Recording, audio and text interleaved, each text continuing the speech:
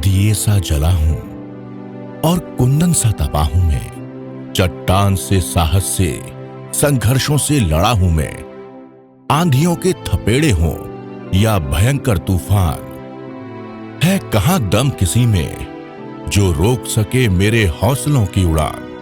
ये कहानी है एक ऐसे कर्मयोगी की जिसका ओजस्वी धीर गंभीर व्यक्तित्व, निर्भीक स्पष्टवादिता, बेमिसाल नेतृत्व क्षमता, प्रखर बुद्धि, उत्कृष्ट संस्कार और मातृभूमि से आकंठ प्रेम उसे आज के जमाने के नेताओं की जमात से कुछ इतर, कुछ विशेष बनाता है।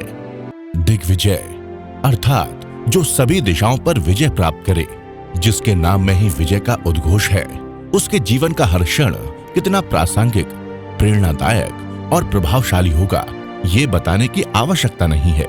1947 में ब्रिटिश हुकूमत के होलकर स्टेट के इंदौर शहर में, वर्तमान में मध्य प्रदेश में स्थित राधौगढ़ के राजा श्री बलभद्र सिंह और उनकी पत्नी अपर्णा देवी के घर में 28 फरवरी के दिन पुत्र रत्न दिग्विजय का जन्म हुआ। इनकी शुरुआती पढ़ाई इंदौर के डेली कॉलेज से हुई। स्नातक Govind Ram Seksaria institute of technology and science से किया और मैकेनिकल इंजीनियरिंग में गोल्ड मेडल जीता। 1969 में इनका विवाह आशा कुमारी से हुआ। इस सफल दाम्पत्य जीवन से इन्हें 4 संतान हैं। एक बेटा जयवर्धन सिंह और 3 बेटियां कर्णिका कुमारी, मंदाकिनी कुमारी और मृदमा कुमारी।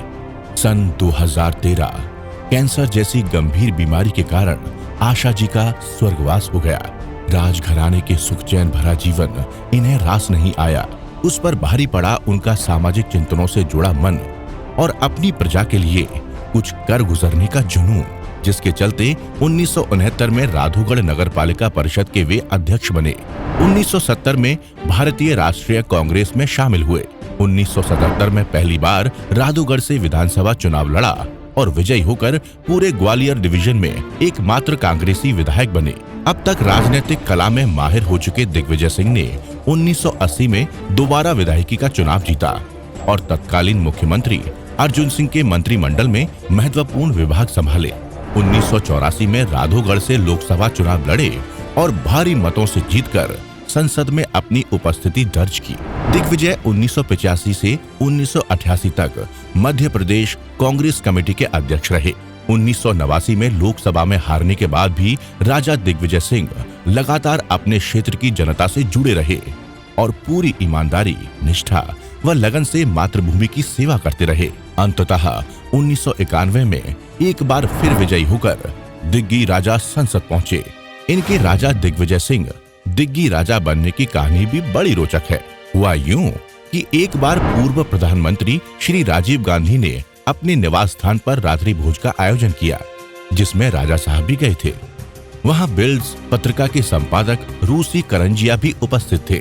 उन्हें दिग्विजय कहने में तकलीफ हुई तो उन्होंने इसे छूटा कर दिग्गी राजा कहकर इन्हें एक नया नाम दिया।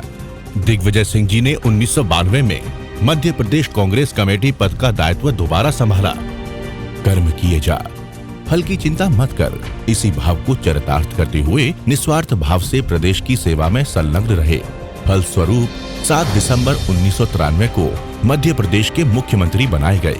उपचुनाव में दिग्गी राजा चाचौड़ा से विजयी होकर विधानसभा पहुंचे। मुख्यमंत्री की इस पारी में उन्होंने जन कल्याण योजनाओं की झड़ी लगा दी। उन्होंने ये साबित किया कि वो एक उत्कृष्ट राजनेता ही नहीं, अपितु एक दूरदर्शी व संवेदनशील प्रशासक भी हैं। बतौर मुख्यमंत्री श्री सिंह द्वारा किए गए कार्यक्रम जैसे आम जनता के सशक्तिकरण के उद्देश्य से 3 स्तरीय विकेंद्रीकरण कर 5200 गाँव में ग्राम सभाएं बनाई गयी। इनकी गतिविधियों को संभालने के लिए 8 स्थायी समितियां स्थापित हुईं। इस योजना को आम जनता ने विशेष रूप से सराहा। एजुकेशन गारंटी स्कीम के तहत हर गांव में प्राथमिक शिक्षा सुलभ बनाने के लिए 26,000 से अधिक प्राथमिक व माध्यमिक विद्यालय बनवाए गए। दिग्विजय सिंह जी के राज में प्रदेश की साक्षरता दर में 20.11% की वृद्धि हुई। महिला साक्षरता विकास दर 21% दर्ज हुआ, जबकि राष्ट्रीय औसत उस समय केवल 14% ही थी। कुपोषित बच्चे 1988-89 में 16% थे, जो 2002-2003 में 2.92% ही रह गए। प्रदेश के मुख्य पदों पर महिलाओं को 33% आरक्षण दिया। कल्याण योजनाओं को जन जन तक ले जाने के लिए तीनों स्तरों पर 4 लाख जन प्रतिनिधि नियुक्त किए गए। एजुकेशन गारंटी स्कीम के लिए CAPAM Commonwealth association for public administration and management द्वारा गोल्ड मेडल प्राप्त किया। स्वास्थ्य के क्षेत्र में विशेष कार्य हुए। जनसंख्या नियंत्रण पर योजनाएं बनी और जनसंख्या अनुपात को 27% से 24% पर लाया गया। इन्फेंट मोर्टेलिटी रेट 1993 में 106 से 2001 में 86 रह गया। जनहित के अनेकों कार्य करने के कारण अपने मजबूत संगठन के चलते उन्हें पूरी उम्मीद थी कि वे लगातार तीसरी बार भी सूबे के मुख्यमंत्री बनेंगे। 2003 के विधानसभा चुनाव के नतीजे घोषित होने की पूर्व संध्या पर उन्होंने एक पत्रकार को दिए इंटरव्यू में अपनी जीत का दावा करते हुए कहा कि कांग्रेस के हारने का कोई चांस ही नहीं है। अगर यहाँ से कांग्रेस हारी तो मैं 10 वर्षों तक कोई पद, पार्टी या सरकार में नहीं लूंगा। नतीजे आए और कांग्रेस को शिकस्त मिली। बस दिग्विजय सिंह जी ने सत्ता से खुद को दूर कर लिया। वचनबद्धता की ऐसी पराकाष्ठा था, न देखी न सुनी, अद्भुत, अद्वितीय। 2013 में ठीक 10 वर्ष बाद उन्होंने AICC के महासचिव का पदभार स्वीकार किया और ओडिशा, बिहार, उत्तर प्रदेश, असम, कर्नाटक, आंध्र प्रदेश, तेलंगाना और गोवा जैसे राज्यों का कार्यभार संभाला। उनके बहुआयामी व्यक्तित्व के कई अनसुने किस्से हैं। कहते हैं वो यारों के यार है, जिससे दोस्ती हो गई बस हो गई।